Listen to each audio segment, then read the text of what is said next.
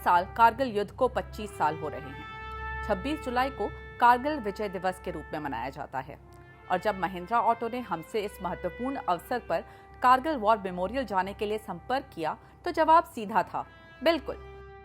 Plan था कि हम देश के विभिन्न हिस्सों से अपने बहादुर जवानों के लिए भारतवासियों के संदेश ले जाएं और उन्हें कारगिल वॉर मेमोरियल पर स्वयं सौंपें।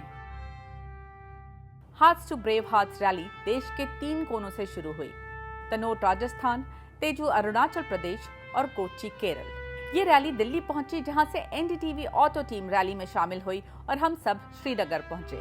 मैं हूँ इस वक्त बादामी बाग कैंटोनमेंट में। 15 कोर वही जगह है जहाँ से पूरी कारगिल वॉर लड़ी गई थी।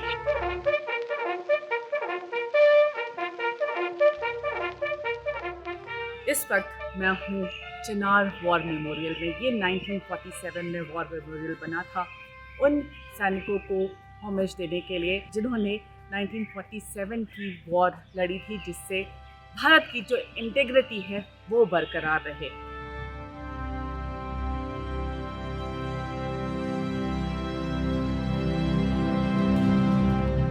महिंद्रा की 16 टफेस्ट एसयूवीज को चला रहे थे मिलिट्री वेटरन्स और कुछ मेरे जैसे मीडिया कर्मी। करीब 10,000 किलोमीटर का ये सफर अब आगे बढ़ेगा और हम सब जाएंगे कारगिल वॉर मेमोरियल और कारगिल दिवस पर शहीदों को नमन करेंगे। जब तक आप कश्मीर की खूबसूरत दृश्यों का आनंद लें, तब तक मैं एक बार 1999 में हुई घटनाओं के बारे में बता दूं। पाकिस्तान ने जम्मू कश्मीर के कारगिल क्षेत्र में स्ट्रेटेजिक जगहों पर घुसपैठ की थी ताकि उन्हें महत्वपूर्ण राष्ट्रीय राजमार्ग 1 तक पहुंच मिल सके, जो श्रीनगर और लेह के बीच एक महत्वपूर्ण कड़ी है। कारगिल का इलाका बेहद दुर्गम और कठिन था, ऊंची ऊंची चोटियां और कठोर मौसम। इसने संघर्ष को और भी चुनौतीपूर्ण बना दिया, लेकिन भारतीय सेना ने दृढ़ता और संकल्प के साथ लड़ाई लड़ी और पाकिस्तानी घुसपैठियों द्वारा कब्जा किए गए अधिकांश स्थानों को सफलतापूर्वक वापस ले लिया और पाकिस्तान को बाकी स्थानों से पीछे हटने के लिए मजबूर किया। इस युद्ध में दोनों पक्षों को काफी हानि हुई।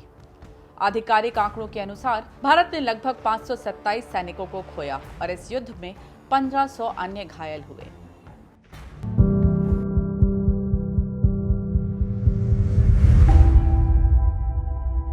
श्रीनगर से चलकर हम फाइनली पहुंचे हैं कारगिल वॉर मेमोरियल, जो कि द्रास में है। हमने जोजिला पार किया, जो कि 12,000 फीट पर है। अभी अगर आप यहां आना चाहते हैं तो बहुत ही आसान है। बीआरओ ने बहुत अच्छी रोड बना दी है, अपनी गाड़ी उठाकर आप यहां आ सकते हैं। लेकिन आज से 25 साल पहले इस जगह पहुंचना बेहद मुश्किल था। ये जो एरिया है बहुत ही खूबसूरत है, लेकिन जितना ये खूबसूरत है उतना ही मुश्किल है यहाँ पर सर्वाइव करना। बहुत ठंड है, बहुत मुश्किल टेरेन है और तब भी हमारे जवानों ने, हमारे आर्मी ने, हमारी मिलिट्री ने बहुत ब्रेवली एनिमी का सामना किया और उन्हें देश से बाहर निकाला और भारत की अस्मिता को बनाए रखा।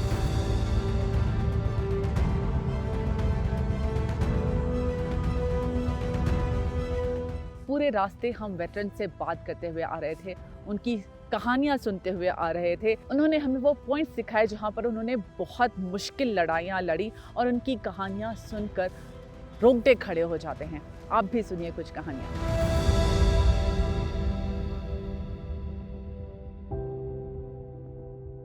यह है हाई एल्टीट्यूड। लड़ाई चल रही थी 17,000 फीट, 18,000 फीट। रैरिफाइड एटमॉस्फेयर, यानी ऑक्सीजन नहीं आ रहा है, सांस नहीं आ रही है। इतनी ठंड है सब जीरो टेम्परेचर में कि लगता है शायद स्किन को काटेंगे तो वहां से खून की जगह क्रिस्टल्स गिरेंगे। उसके बीच में ये जवान, कोई जैसलमेर से आ रहा है, कोई सेंट्रल इंडिया से आ रहा है, कोई साउथ इंडिया से आ रहा है। एक्लेमेटाइजेशन है नहीं है कोई फिक्र नहीं, स्पेशल क्लोथिंग पहनकर और लड़ाई के लिए आगे बढ़ गए। मेरा काम इस लड़ाई में तैयार करना था अपनी फौज को, so that they can fight an effective battle against a very determined enemy. I was responsible, along with my unit, to provide arms, ammunition, special clothing, radio sets, GPSs, and so many other things. तो captain Vikram Batra साहब जो है 13 जम्मू और Kashmir rifle के थे। इन्होंने .4875 में दुश्मन की 2 बंकर को बर्बाद करने के बाद तीसरा बंकर में उनके साथ लड़ाई में मुठभेड़ में शहीद हो गए थे। तो इनको इनकी बहादुरी के लिए परमवीर चक्र से नवाजा गया है।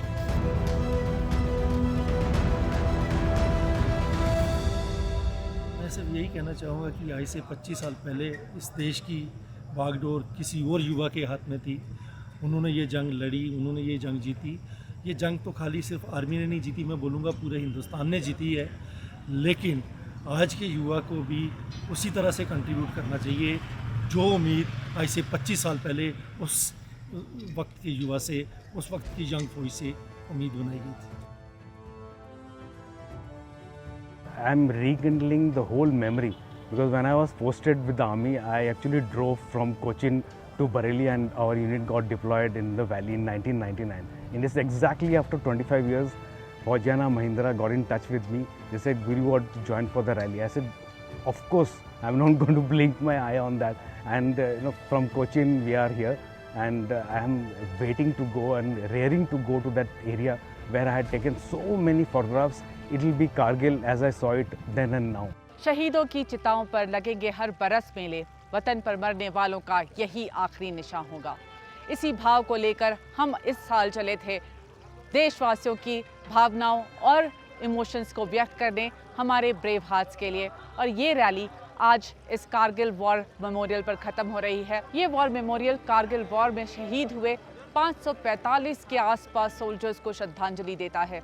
और मेरी आप सबसे यही गुजारिश है कि हर साल इस दिन को सेलिब्रेट करने यहाँ आने की कोशिश ज़रूर करिएगा। जय हिंद।